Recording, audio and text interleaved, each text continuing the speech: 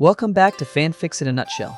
Today we're stepping into a timeline that begins at the very end of another one, a world already lost. A world where the war is over, the battlefield is silent, and the only thing left standing is a man who knows he failed to save the people he loved. And that raises a question that changes everything. What if Naruto Uzumaki was given one final chance? Not to win the war he already lost, but to go back and save the lives that should never have been lost in the first place. Because sometimes the only way to fix the future is to return to the beginning.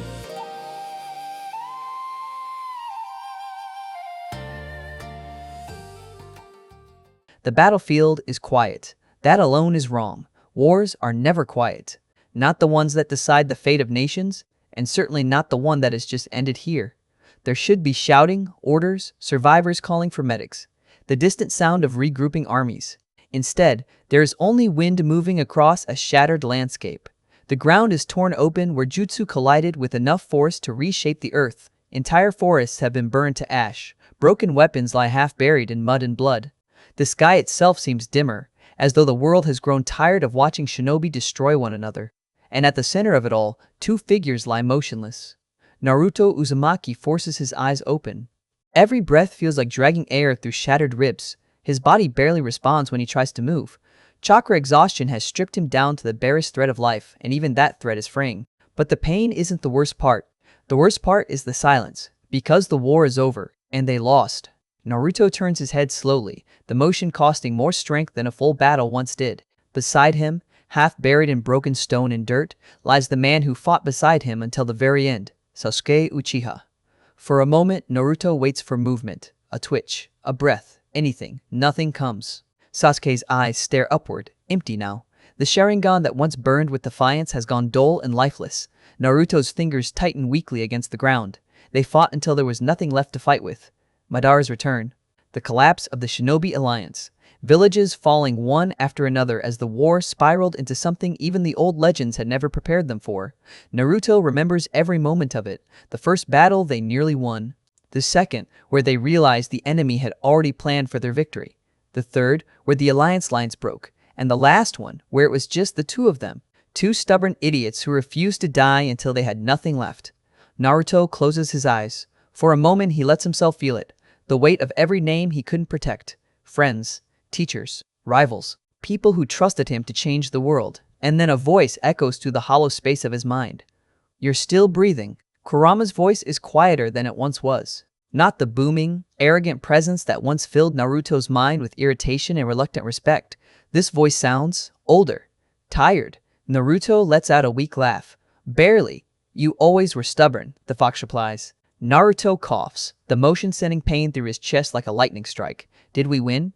The silence that follows answers the question before Kurama does. No. Naruto already knew that. Still, hearing it makes something inside his chest feel even heavier. The wind shifts again, carrying the smell of smoke and distant fire. Somewhere far away, remnants of battle still burn. But here there is nothing left to fight. Naruto stares up at the gray sky. So that's it, huh? For this timeline? Kurama says slowly. Yes. Naruto frowns slightly. That sounded weird. Kurama hesitates, which is unusual. The fox rarely hesitates when he speaks.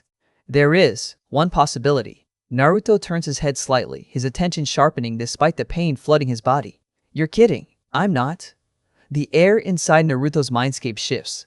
He feels Kurama's chakra gathering carefully, the way it does when the fox is weighing a dangerous idea. You remember the Uzumaki sealing techniques Minato left behind. Naruto lets out a breath. That stuff that nearly melted my brain trying to read? Yes, that, Naruto groaned softly. You're not about to tell me there was something important in there, are you? There was. Kurama pauses. A theoretical seal. Naruto stares upward. Define theoretical. It was never completed, never tested, and if it fails, you will die immediately. Naruto snorts weakly. Kurama, look around. The fox doesn't answer. He doesn't need to. Naruto already knows what the fox sees through his senses. A world that has already ended. Naruto closes his eyes again. What does it do? Kurama's answer comes slowly. It sends your consciousness back. Naruto opens his eyes. To where? A point in the past. For a moment, Naruto says nothing. The wind whistles across the battlefield. You're serious? Yes. Naruto's mind races. The past. A chance to change things. To stop the disasters before they happen. To save. His breath catches. Jiraiya, Neji, Shikamaru's quiet smile when they finally believed the war might end. All the people who died long before this battlefield. Why didn't you say something earlier? Naruto asks. Because it is almost impossible to control. Kurama's voice grows darker. You would have one chance, one jump, no second attempt. Naruto's fingers curl slowly against the dirt. One chance is more than we had 5 minutes ago. Kurama exhales slowly. There is another problem. Naruto laughs quietly. Of course there is. You must choose the moment you return to. If you aim too early, you risk changing things so much that you never gain the strength needed to stop the future threat. If you aim too late, the disasters you wanted to prevent will already have begun. Naruto stares at the sky. He thinks of his childhood. Lonely apartments, cold stares from villagers, the long road that eventually led him here. Then he thinks of the people who mattered most. Team 7. The moment everything really started. Send me back, Naruto whispers. Kurama waits. To win. Naruto closes his eyes. To the beginning. He pictures the day Team 7 was formed, the day his real life started, the day he met the people who would shape the rest of his future. If I can fix things there, Naruto says quietly, maybe none of this ever happens. Kurama studies him for a long moment. You understand what this means. Naruto nods weakly. You'll be alone, the fox continues. You cannot simply reveal everything. Time will fight you if you try to change too much too quickly. Naruto smiles faintly. Since when have I done things the easy way? Kurama almost sounds amused. Fair point. The fox's chakra begins to rise. The seal forming inside Naruto's mind burns like liquid fire as ancient Uzumaki formulas begin locking into place. Naruto's vision blurs. Kurama? Yes? If this works, don't let me screw it up. The fox's voice softens. I'll be there. The battlefield fades. Light fractures across Naruto's vision like broken glass. For a moment there is nothing. No pain, no war, no world. Then gravity returns. Naruto gasps as air slams back into his lungs. His body jerks upright instinctively.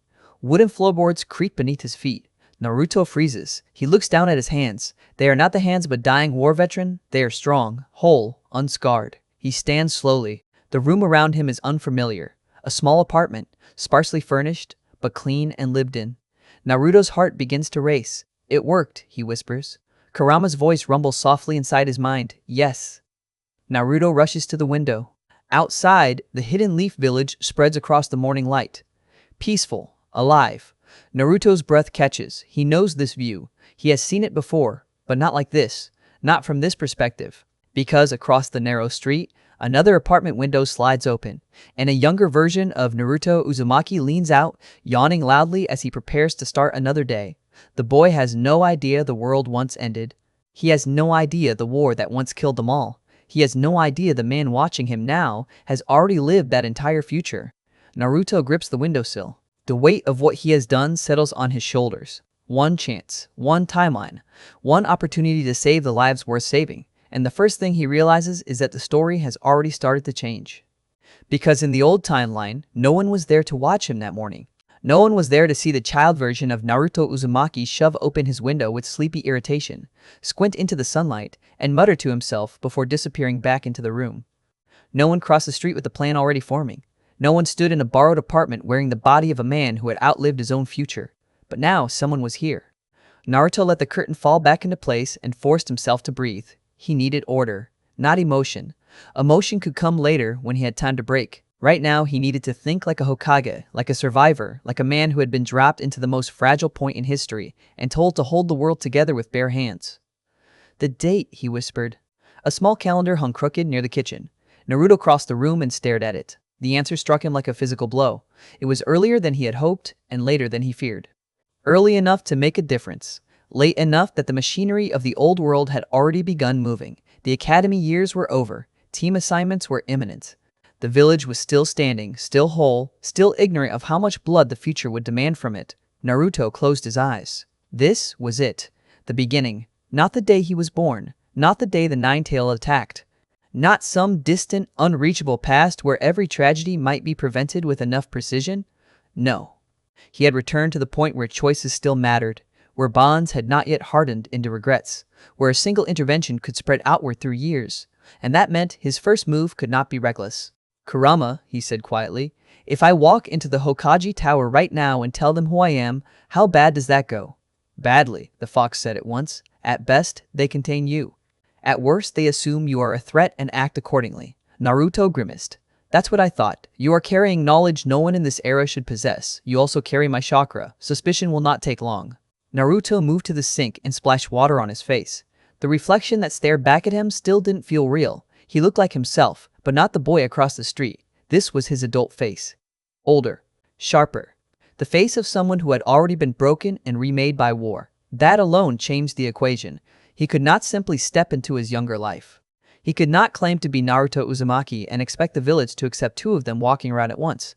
Even if he explained the truth, even if Hiruzen believed him, the ripple effects would be immediate and uncontrollable. No, he needed a role, a place, a name that could survive scrutiny.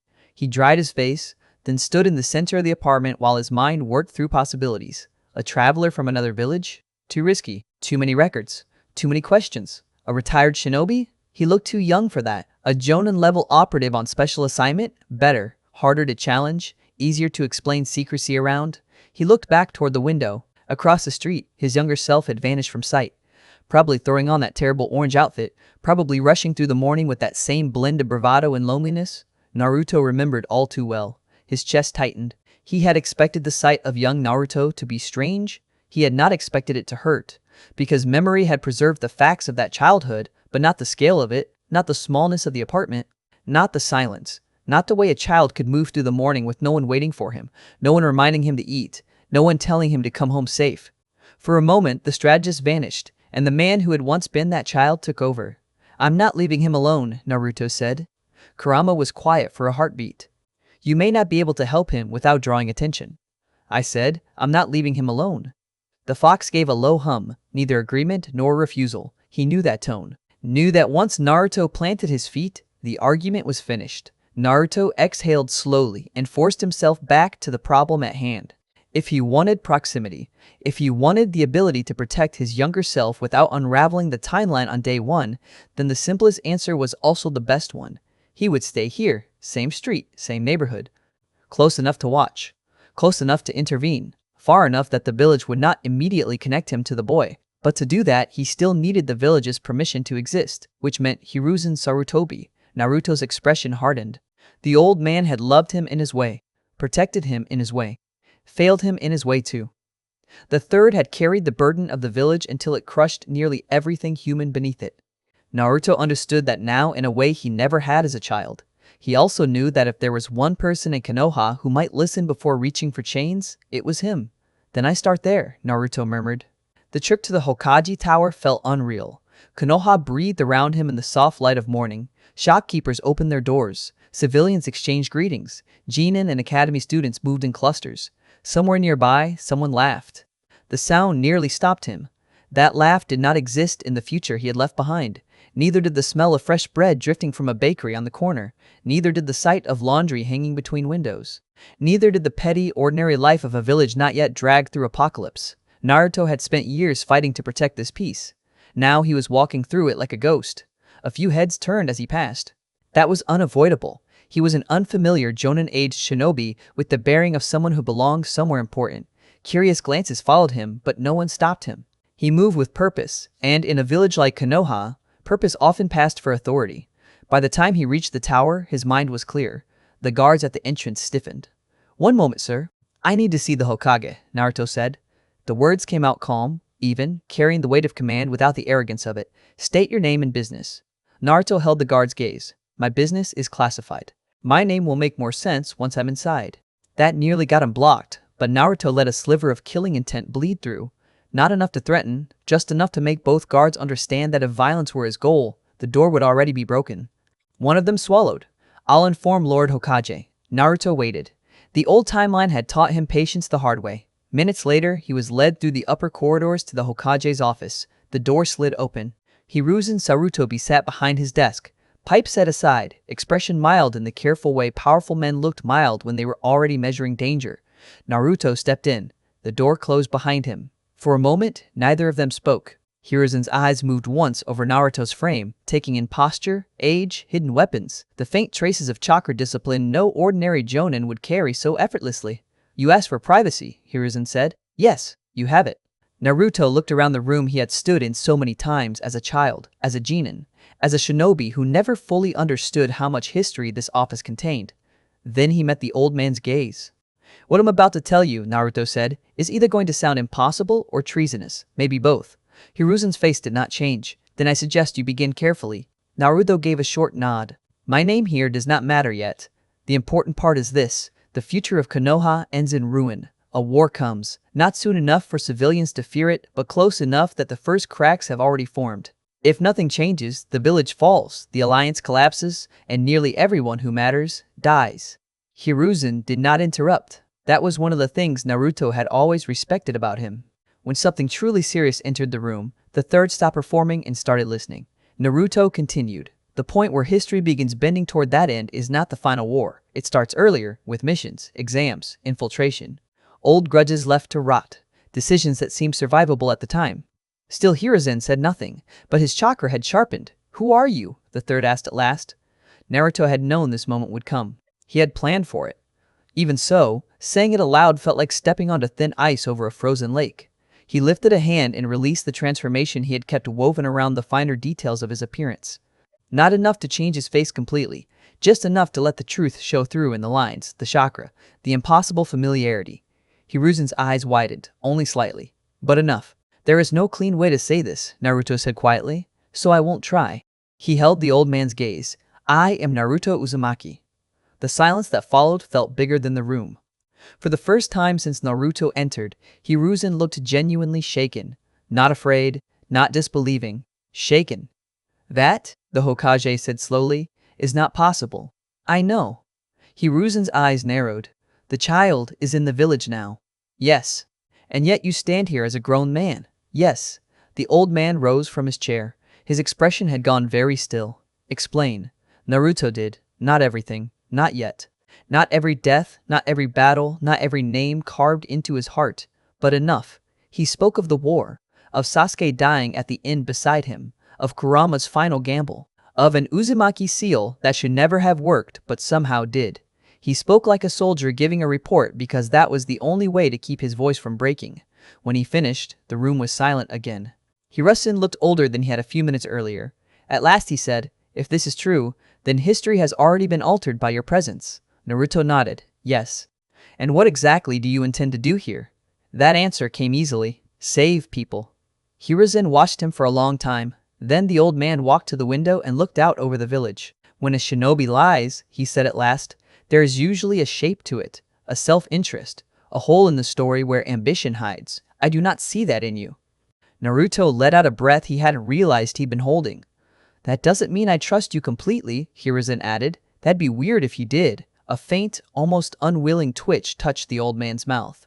Naruto hadn't seen that expression in years. "You cannot walk this village as Naruto Uzumaki," Hiruzen said. "I know, you need a name, a rank, a reason to be here." Naruto nodded once. "I was thinking the same thing." Hiruzen turned back toward him. "Then choose carefully. The name will become a shield, and shields have a way of becoming identities." Naruto thought of wind over ruined battlefields, of all the things war had taken and all the things he had come back to protect. Then he said, "Kazama Haruki." Hiruzen repeated it under his breath, testing its weight. "Kazama Haruki," the third said. "Very well." The name settled into the room between them. A stranger's name, a useful name, a name that could stand in the village streets and watch over a lonely blonde boy without tearing time apart on the first day. Hiruzen moved back to his desk. "If you are to remain here, Haruki, there will be conditions." Naruto straightened. "Good," he said. "Because I have requests too." And that was the moment the negotiation truly began. Hiruzen sat down slowly, fingers folded together over the desk, as if he were handling a diplomatic crisis instead of speaking to a future that should not exist. "You understand," he said, "that if word of this spreads, it will not remain a village matter. If other nations learn that Konoha possesses someone with foreknowledge of future conflicts, every alliance will become unstable, every treaty will become suspect." Naruto nodded. "That's why I came to you first." "And if Danzo learns?" Naruto's expression hardened at once. "Then we have a problem." That answer told Hiruzen more than a paragraph would have. The old man's eyes sharpened. "So he survives into your timeline?" Naruto hesitated. That alone was answer enough. Hiruzen let out a slow breath through his nose, the kind of breath a leader uses when he had just confirmed one threat and discovered three more behind it. Very well, he said. My conditions are simple. First, your identity remains sealed to as few people as possible. For now, that means only me. Second, you do not interfere in village governance without consulting me unless immediate lives are at stake. Third, if you claim there are future disaster points, you do not withhold them out of personal pride or grief. Naruto almost laughed. You think I came back for pride? No, Hiruzen said calmly. I think you came back carrying enough grief to make you reckless. That landed cleanly. Naruto looked away for a moment, jaw tight. The third was right. Of course he was right. That was the problem with speaking to people who had been Hokage long enough to see through bravado. They recognized pain when it walked into their office wearing purpose like armor. Naruto exhaled once. Fine, he said. Then my request. Hiruzen gestured for him to continue. I need a legitimate identity in the village, not a paper-thin cover. Something that can survive shinobi scrutiny. That can be arranged. I need housing. Hiruzen gave him a dry look. You began with the most important demand. Naruto ignored that. I need it in the same district where the boy lives. Hiruzen's gaze sharpened again. That close? Yes. You realize proximity increases risk. It also increases the chance I can protect him without deploying an ANBU unit every time history starts drifting. The Hokage considered that. Naruto continued, voice steady now, all emotion tightened into intent. And I need freedom of movement. Missions, travel, access to classified patterns if I identify a threat point. That depends on what you bring me in return. Naruto met his eyes. Warnings, he said. Names, timing. Not every detail at once, because some of it depends on how quickly we change the river before it reaches the falls. But enough to help you move early. Hiruzen leaned back. You speak like someone who has had to measure catastrophe. I have. The room fell quiet. Then the old man reached for a blank mission scroll and began writing in neat, controlled strokes. Kazama Haruki, he said aloud as he wrote. Independent Jonin-level operative. Attached to the Hokage's office under discretionary authority. Minimal prior records due to extended assignment outside Fire Country. Naruto blinked. You just made me real. Hiruzen didn't look up. In this office, paperwork is often more dangerous than ninjutsu. If I am going to shelter a temporal anomaly, I prefer he exist in the filing system. Despite everything, that almost drew a smile out of Naruto. Almost. The third sanded the ink, set the document aside, then pulled a second sheet toward him. Now, he said, tell me the first point where you intend to intervene. Naruto had been waiting for that. There are hundreds of smaller things that matter, he said, but one of the earliest village wounds I can actually change is tied to Kumo. Hiruzen's hand stopped. Go on. Naruto's voice lowered. In the original path, the Hyuga affair ends with Hisashi Hyuga dying in his brother's place to preserve peace with lightning. The office went utterly still. For the first time since Naruto arrived, Hiruzen's control slipped in a way only another veteran could see. Not visibly, not in posture, in chakra.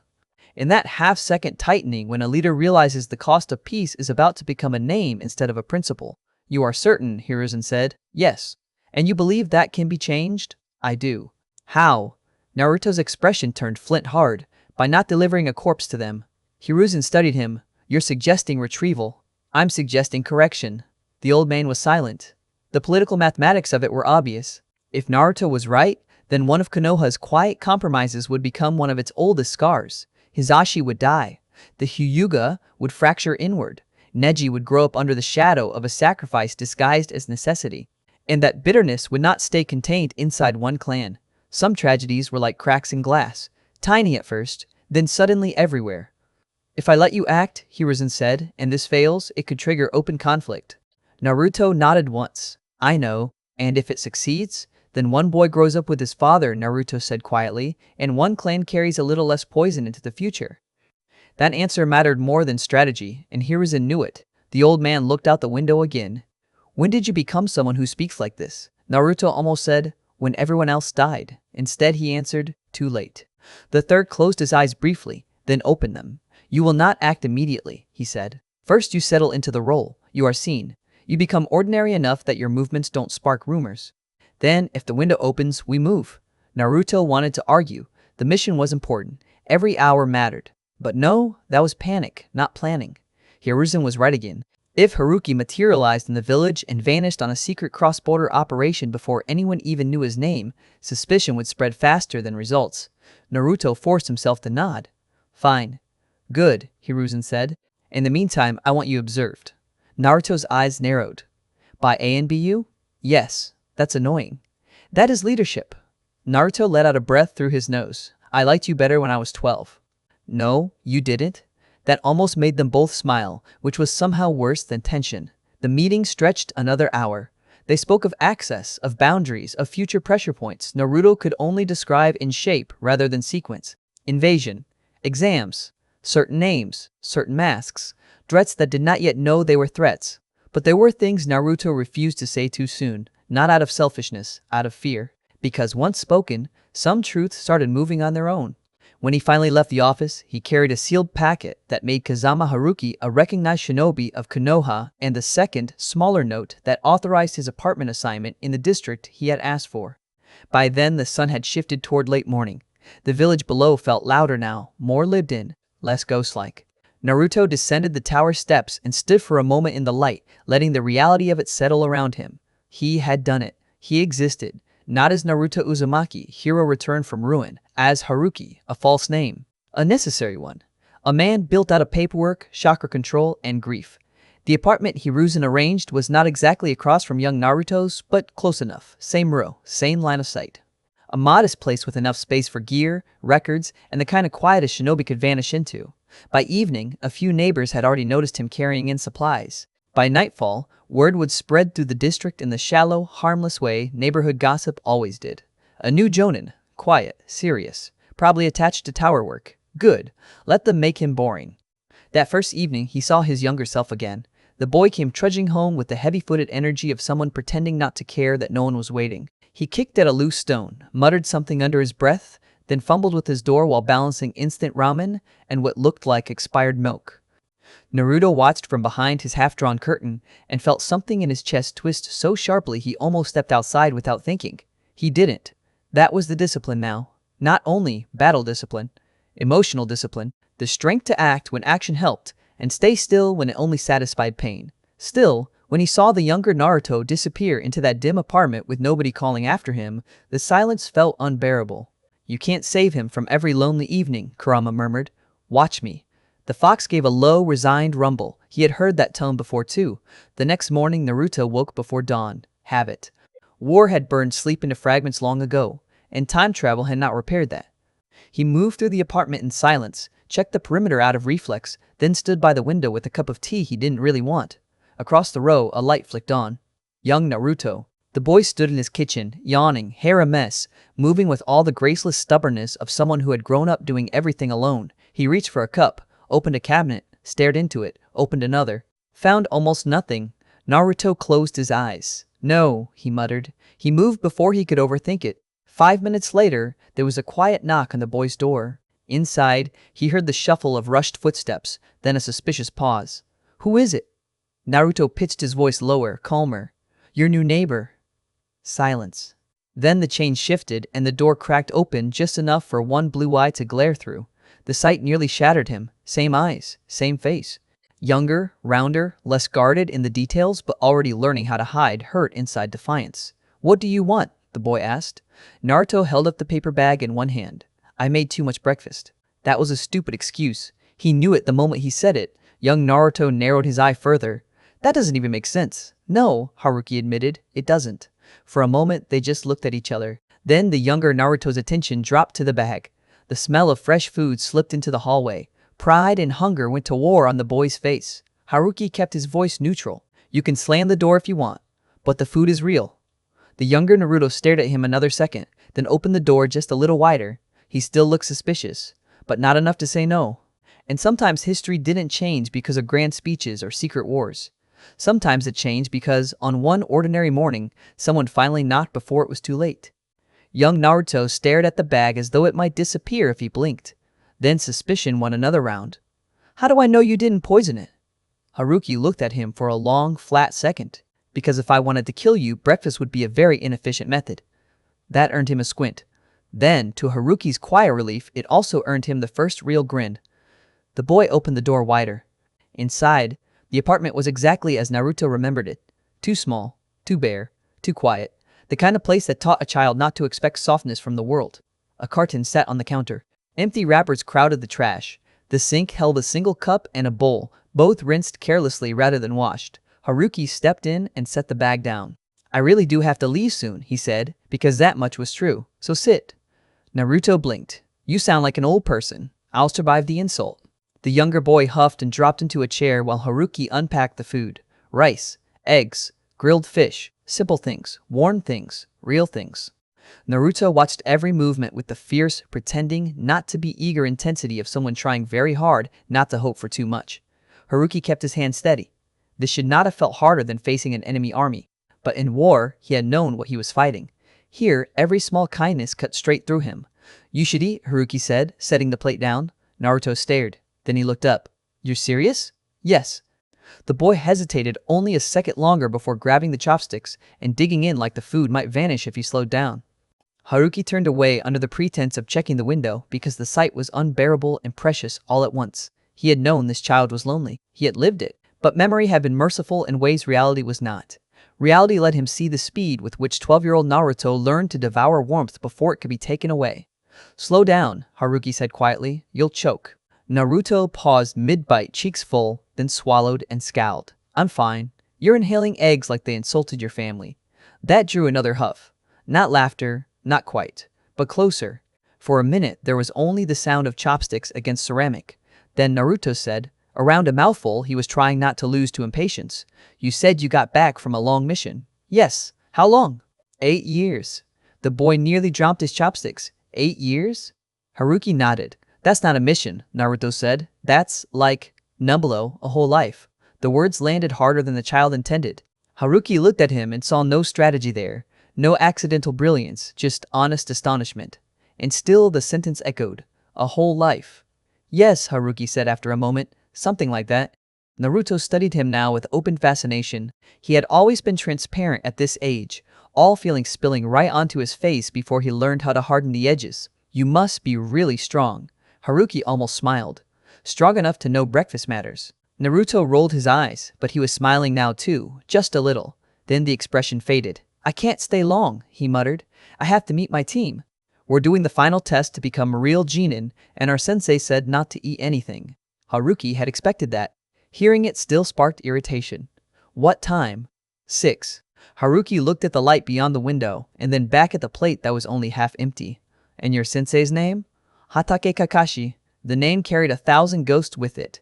Teammate, teacher, failure, survivor. One of the people Naruto had not been able to save from the shape of the old world, even in the moments when they'd both pretended they still had time. Haruki kept his face still. I see. Naruto stabbed at the rice with more energy now, conversation loosening him. He's weird. Shows up late all the time. Reads those dumb books. Looks like he doesn't care about anything. Haruki let that pass. Then your sensei is either an idiot, he said, or he wants to see whether you can think past instructions. Naruto stopped eating. What? If a shinobi tells a child not to eat before a field test and then arrives late, he's either careless or testing judgment. Naruto frowned hard enough to wrinkle his whole forehead. That's stupid. Yes. Sensei are allowed to be stupid? Often. That got him a full, startled laugh. For one bright second, Haruki forgot the war, forgot the office, forgot the weight of a future balanced on his shoulders. There was only that laugh, and the strange, aching relief of hearing it in a room that had once held only silence. Naruto wiped at his mouth with the back of his hand. So should I eat or not? Haruki considered him. This was one of those moments. Tiny, ridiculous on the surface, and still one of those moments where timelines bent. Eat enough that you can think, Haruki said. Not enough that you'll be slow. If your sensei complains, tell him your neighbor didn't trust adults who starved children before training. Naruto stared, then barked another laugh. You really talk like an old man. I'm beginning to think you have only one insult. They were still talking when a flicker of chakra brushed the edge of Haruki's senses. ANBU, watching the building from the rooftop line, keeping Hiruzen's promised eye on the temporal problem he had allowed into the village. Haruki said nothing. Let them watch. Let them report that Kazama Haruki's first suspicious act in Konoha had been forcing a lonely boy to eat breakfast. If that alarmed the council later, they could all suffer the shame of it. By the time Naruto had finished, the room felt fractionally less hollow than before. The younger boy stood, grabbed his goggles, then paused in the doorway. You said you're leaving too? For a mission soon. Top secret? Haruki gave him a level look. Yes. Naruto brightened instantly. Cool. It also means you don't repeat that to anyone. The boy straightened as if receiving state secrets from the Hokage himself. I won't. Haruki believed him completely. That was the strange thing about Naruto, then and now. People looked at the loudness and missed the steel. If he gave his word, he held it. Young Naruto rubbed the back of his neck. Knight's Deezers. Knight's Deezers. Thanks for the food. Haruki looked at him. No performance, no swagger, no demand to be praised for basic kindness. Just a child trying to say thank you without making it sound too important. Haruki's chest tightened. You're welcome, he said. Then, before he could say something reckless or soft or impossible, Naruto grinned and bolted out the door toward the training ground, all motion and sunlight and terrible academy sandals. The silence that followed was worse for a moment. Then, better, because now it held a memory that belonged to this timeline too. Haruki cleaned the dishes. He did it automatically, without thinking, then froze halfway through rinsing the bowl because that had not been his old habit. His old habit had been eating in a rush and leaving the aftermath for later. Hokage paperwork and battlefield survival did not train domestic grace. That little pause brought a strange realization. The timeline was not the only thing changing. He was too. By mid-morning, he had reported back to the Hokage Tower and spent an hour building the rest of Haruki's existence with Hiruzen through the oldest jutsu in any village, bureaucracy, mission histories, sealed references, skill classifications vague enough to avoid questions and specific enough to prevent challenges. Not a ghost, not a celebrity, just real enough to survive. At the end of it, Hiruzen set down his brush and looked at him over steepled fingers. You made contact with the boy already. It was not a question. Haruki did not bother pretending otherwise. Yes. Was that wise? No, Haruki said, but it was necessary. Hiruzen watched him. Necessary emotionally, the third said, or strategically? Haruki met his gaze. Both. The old man sighed into his pipe, though he had not yet lit it. You're going to make this difficult. I think history already covered that. That drew the faintest twitch from the Hokage's mouth, then disappeared. Very well. The identity is in place. Housing is secured. A small number of A and BU will continue observation, not interference. As for your Kumo proposal, Hayashi has agreed to speak privately. Hizashi will be brought in only after the route is clear. Haruki's focus sharpened instantly. When? Tomorrow at dawn. So soon. The future had taught him to expect delay from institutions and resistance from clans. But perhaps Hiruzen, faced with a living warning from the future, had chosen speed over caution where it mattered most. Or perhaps the old man had already been looking for an excuse to save a life without sacrificing peace. Either way, the path was opening. That should have settled the matter. Instead, this was where the next layer of change began. Because by afternoon, Kakashi Hatake came looking for the mysterious new Jonin in the district, not as a hunter, not as a superior, but as a man trying to place a shape he could feel in the corner of his instincts. Haruki sensed him before the knock came. 3 taps, lazy on the surface, perfectly measured underneath. Of course, Kakashi would not ignore a strange shinobi appearing in the same neighborhood as his most unpredictable student. He would investigate with that careless posture of his and those eyes that missed almost nothing. Haruki opened the door. Kakashi stood there with one hand in his pocket, visible eye curved into an expression too mild to trust. Kazama Haruki, he said. I hear you fed one of my students. Haruki leaned against the frame. I hear you told children not to eat before a test, and then arrive late enough for breakfast to become an act of rebellion. Kakashi's eyes sharpened almost invisibly. For half a second they stood there measuring each other. One man who had buried too many people, and another who knew exactly how many more graves were coming if no one moved fast enough. Then Kakashi's eye curved again.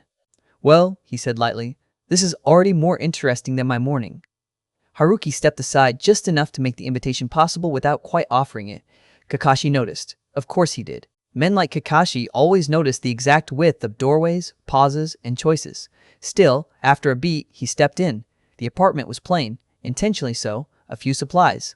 Standard gear, nothing sentimental in sight. No clutter that might suggest roots. It was the home of a shinobi who traveled, returned, and expected to leave again. A believable lie. Kakashi let his eye move once across the room before settling back on Haruki. You're new, he said. Yes, you were gone a long time. Yes, you don't talk like most jonin. Haruki folded his arms. That's disappointing. I was trying very hard to sound insufferably normal. Kakashi's eye crinkled. There it was again, that false ease, that soft and harmless tone that had fooled generations of people into underestimating the man beneath it. But Haruki knew better. Kakashi was tired even here. Younger, yes. Less broken in the visible ways. But already carrying the weight of too many funerals, too much silence, too many expectations inherited from dead people. And seeing him like this, Alive, wary, dryly amused, untouched by some of the grief still waiting down the road, hit Haruki harder than he had prepared for. He hit it. "What do you want, Hatake?" "A conversation," Kakashi said. "I like to know when unfamiliar shinobi develop an interest in my team." Your team consists of one emotionally constipated Uchiha, one civilian-born girl with better chakra control than either of the boys will admit, and Naruto Uzumaki. Kakashi's eye narrowed a fraction. "You met them already." "I met one of them, and formed opinions about all three." Haruki shrugged once. "That's called observation." Kakashi was silent for a moment. Then he moved to the window and glanced toward the line of buildings across the street where young Naruto lived. "You fed him," he said. "Quieter now." "Yes." "Why?" Haruki could have lied. He could have said convenience. Neighborly obligation. A whim. Instead, he answered with the simplest truth available. Because he was hungry. Kakashi did not move. "You know," he said after a pause, "most people in this village see Naruto and react to what he contains." Haruki's expression hardened slightly. "That's their failure, not his." Kakashi glanced back. Not lazily now. Carefully. "That's a strong opinion for someone who's just returned." Haruki held his gaze. Maybe distance makes some things easier to see. The silence that followed had edges to it. This was what mattered about scenes like this. Not information. Pressure. Two people standing in a room, each sensing more beneath the surface than the other was willing to say. Immediate disruption. A new Jonin had appeared. Competing perspectives. Kakashi wanted clarity. Haruki wanted room to act. Transformative turn. One of them would lead with a new conclusion. Kakashi let the moment stretch, then exhaled softly. "Well," he said, slipping some of the irony back into his tone, "you're either thoughtful, dangerous, or impossible." Haruki's mouth twitched. Yes. That earned the faintest hint of a laugh. Then Kakashi's posture shifted, almost imperceptibly. "I have to ask," he said. "Was breakfast your only contribution to my test?" Haruki considered the question. In another life, he might have dodged it. Here, he chose something more useful. "I told him that any teacher who starves children before a field evaluation is either careless or running a judgment test." Kakashi stared at him. Then his visible eye closed with what might have been genuine amusement. "He figured it out?" "Eventually." "That explains several things." There was a long pause. Then Kakashi said more quietly, "They passed." Haruki had known they would. Or rather, he had hoped. The old timeline had brought Team 7 together through desperation and friction. A little nudge here, a little food, a little altered thinking at the right hour. Sometimes, that was all it took to turn conflict into cohesion. Still, hearing it mattered. "How?" Haruki asked. Kakashi looked at him. "The blonde one shouted first," he said. Loudly, badly, with no tactical grace whatsoever. That tracked. "But the others followed," Kakashi continued. "Not perfectly, not elegantly, but they chose each other faster than I expected." Haruki said nothing. Kakashi studied him another moment. "You were waiting for that answer?" "Yes, why?" Haruki looked past him, out toward the village roofs washed in afternoon light. Because in the future he had left behind, Team 7 had become the axis around which almost everything turned. Because if those three learned sooner how to fight as a unit, trust as a unit, bleed as a unit, then maybe history itself softened at the fault lines. Because one healthier beginning could save years of damage later. But he could not say any of that. So instead he said, "Because some teams fail before their first mission ever starts." Kakashi's eye rested on him, unreadable. And that, more than any question, told Haruki he had miscalculated slightly, not disastrously, not enough to expose himself, but enough. Kakashi had heard something in that sentence, not prophecy, not confession. Just the voice of someone speaking from experience too deep to belong to ordinary village gossip. "Interesting," that voice said. "Very interesting." Haruki shifted the conversation before the silence could sharpen further. "You came to question me," he said. "Have you finished?" "For now." "For now. Then I have one for you." Kakashi tilted his head. "When you look at Naruto," Haruki asked, "do you see a problem, a weapon, or a student?" That landed exactly where Haruki intended it to. Kakashi went still, not because he lacked an answer, because he had several and disliked all of them. At last he said, "I see a child who doesn't yet understand the dangers surrounding him." Haruki nodded once. "Good." Kakashi's eye narrowed again. "That's not the sort of answer people usually grade." "No," Haruki said. "But it's the sort that matters." The room held that for a second. Then Kakashi moved toward the door. At the threshold he paused. "You know," he said without turning, "Naruto trusts people too quickly when they show him kindness." Haruki's voice was flat. "I know. That can be dangerous. Yes." Kakashi glanced back then, and for one brief instant the laziness vanished completely. So can people who understand him too easily. Then he was gone. Haruki stood still after the door shut. Kurama gave a low rumble in the back of his mind. He's sharper than before. He was always sharp. No, the fox said. I mean with you. Haruki exhaled slowly. Yes, that was the cost. Small interventions bought emotional ground, but they also drew attention from the exact kind of people who knew how to read patterns. Kakashi would not expose him on instinct alone. He was too disciplined for that. Too cautious. But from this point forward, Haruki would have to assume that every conversation with him mattered twice. Once for what was said, and once for what was inferred. That evening passed in preparation. At dawn, he would meet Hayashi. At dawn, one of the earliest and ugliest village compromises would be placed on the table between men who understood duty in very different ways. Haruki did not sleep much. When he closed his eyes, memory came anyway. A battlefield beneath blackened clouds. Neji falling. Hinata screaming his name. The bitter, useless knowledge that some wounds began long before the moment they killed you. Hisashi's death had never only been about diplomacy.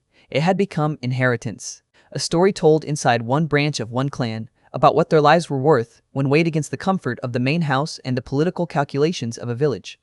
Neji had carried that story like a blade hidden in his ribs. If Hisashi lived here, truly lived, not merely survived the night, then maybe one of the oldest poisons in the next generation never took root the same way. Maybe, that was the word he was learning to live inside. Maybe the future could bend, maybe not enough, maybe too much, maybe every life saved here would cost him something later he could not yet see. Before sunrise, Haruki was already on the move. The Hyuga compound stood in austere silence, pale walls catching the first light. Even in peace, it felt disciplined, inward-looking, built not merely to house a clan, but to preserve a structure, a worldview, an inheritance. A and BU watched from a distance. Hiruzen had kept his promise, quiet oversight, no interference.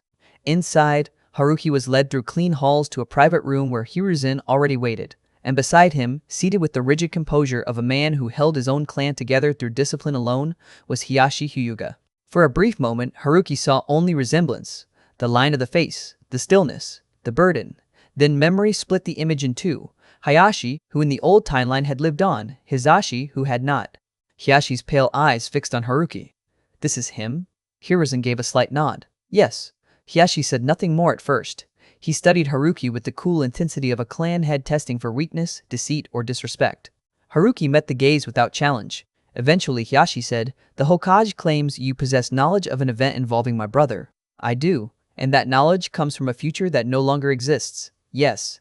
Hayashi's expression did not change, but his voice tightened just enough to reveal the pressure beneath it. "Then speak." Haruki did not embellish. He did not dramatize. This was not the place. He laid out the shape of it plainly. Kumo's attempted theft, the political outrage, the demand for a Hyuga body, the decision made to preserve peace, the life surrendered in secret while the village called it resolution. Hayashi listened without moving. Hiruzen listened with the heavy stillness of a man hearing an old compromise described as fresh blood. When Haruki finished, the room remained silent for a long moment. At last, Hayashi said, "And in your future, my brother dies in my place." "Yes." The clan head's jaw tightened once. "A convenient narrative," he said softly, "a heroic one. The sort villages tell to justify what they cannot bear to examine too closely." Haruki did not disagree, because that was exactly what it had been. Hayashi's pale gaze shifted, not to Hiruzen, but downward for the briefest instant. It was a small movement. But in men like him, small movements were where grief lived. "I see," he said.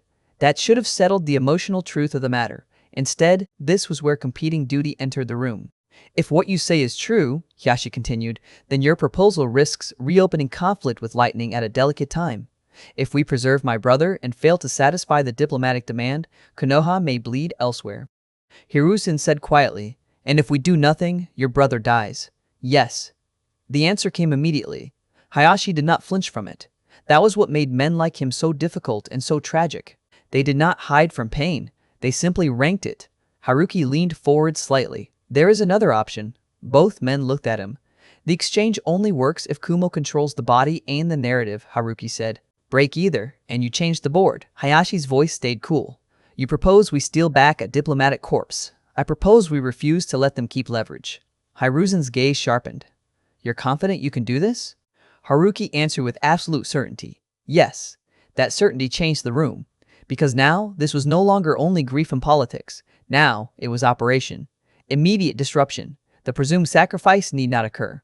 Competing perspectives. Peace, duty, bloodline, honor. Transformative turn.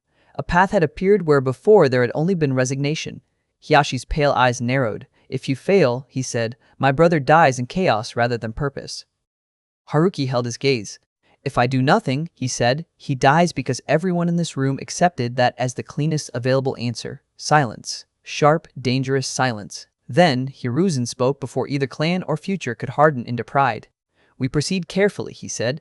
No open provocation. No trail back to Konoha if avoidable. If there's a window to retrieve Hisashi and control the fallout, Haruki takes it. Hiyashi's expression remained unreadable. But after several long seconds, he inclined his head once. Not surrender. Consent. And that was enough. The meeting ended in operational fragments. Routes, timing, signals, contingencies. Haruki listened, refined, adjusted, and all the while the strange, almost unbearable truth kept pressing at the back of his mind. He was here. In a room with men already planning a future where Hisashi might live. Not because destiny had softened, because somebody from the end of the world had come back and refused to accept an old sacrifice as inevitable. When he stepped back out into the cold morning air, the village felt sharper than before. The stakes had shape now. The first real intervention was no longer theoretical. It was coming. And somewhere beyond the compound walls, children were waking to ordinary days they did not know had nearly belonged to a much crueler future. Haruki looked toward the rooftops, toward the district, where Team 7 would soon begin acting like a team earlier than they once had, toward the apartment, where young Naruto would probably skip half his breakfast if no one reminded him. Toward a village that still believed history moved in one direction. Then he set his jaw, because the next move would decide whether this new life he was building here was merely a delay or the first true victory against the future he had come back to destroy. The operation began 2 nights later. Not because Haruki wanted delay, and not because Hiruzen enjoyed caution for its own sake, but because some missions were won before anyone crossed a border. Patterns had to be studied, couriers had to be watched.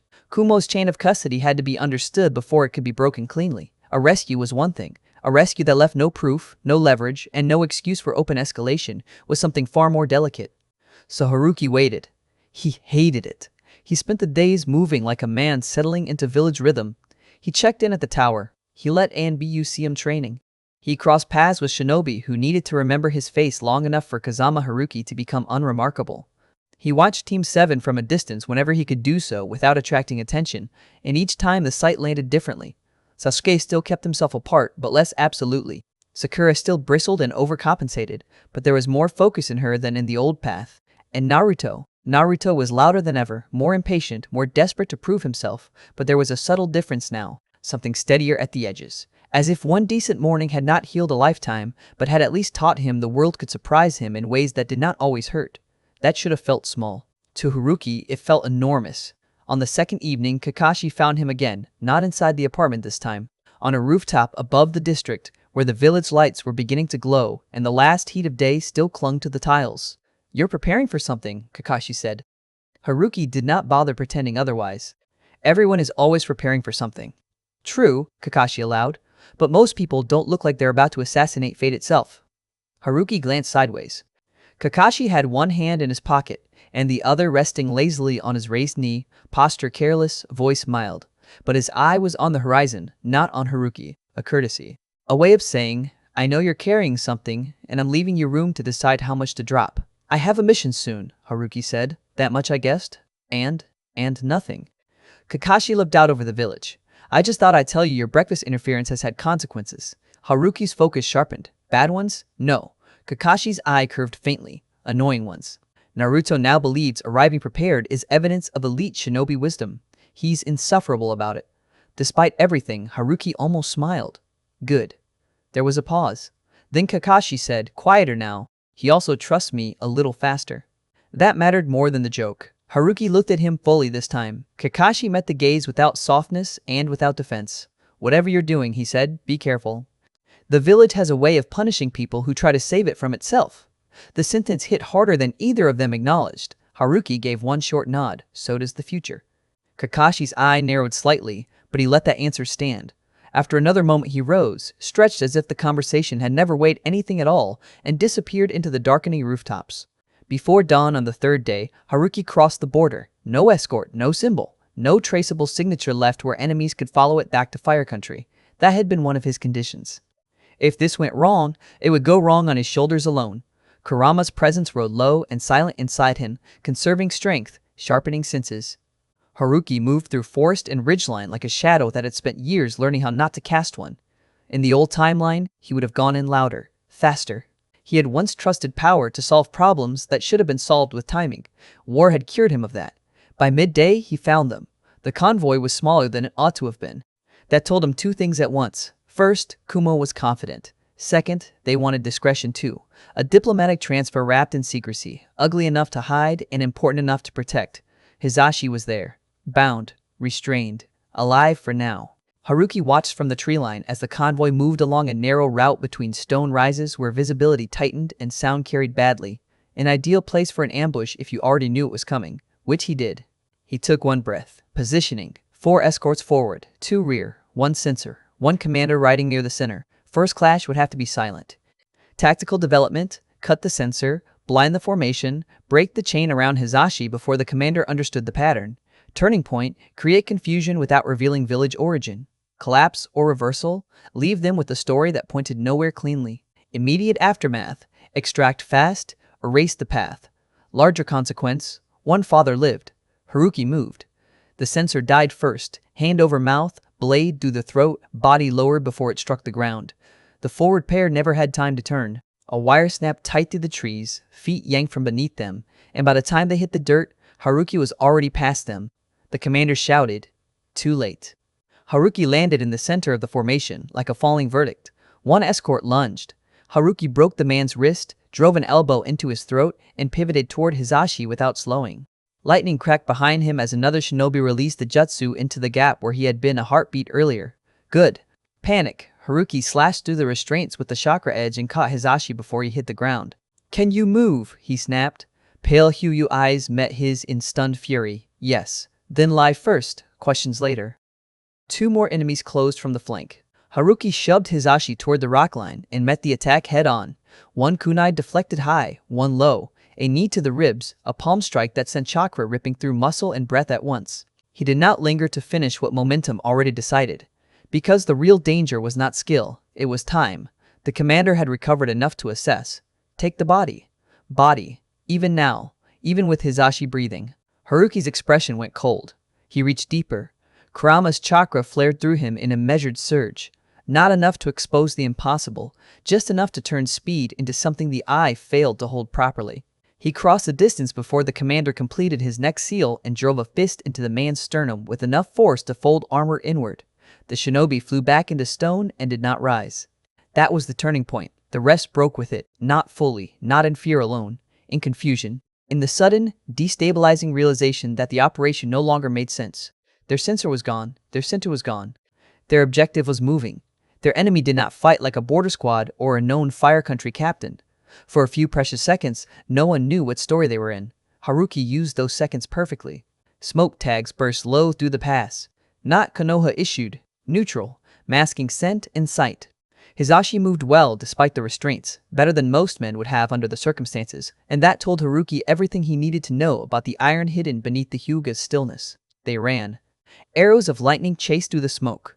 One grazed stone close enough to throw sparks across Haruki's shoulder. Another split a tree where Hizashi had been half a heartbeat before. Then forest swallowed them. They did not stop until night. Only when Haruki was satisfied they had cut every traceable line did he let them pause beside a dark stream under a canopy so thick even moonlight struggled through it. Hizashi leaned against a trunk, breathing hard but controlled. At last he said, "Who are you?"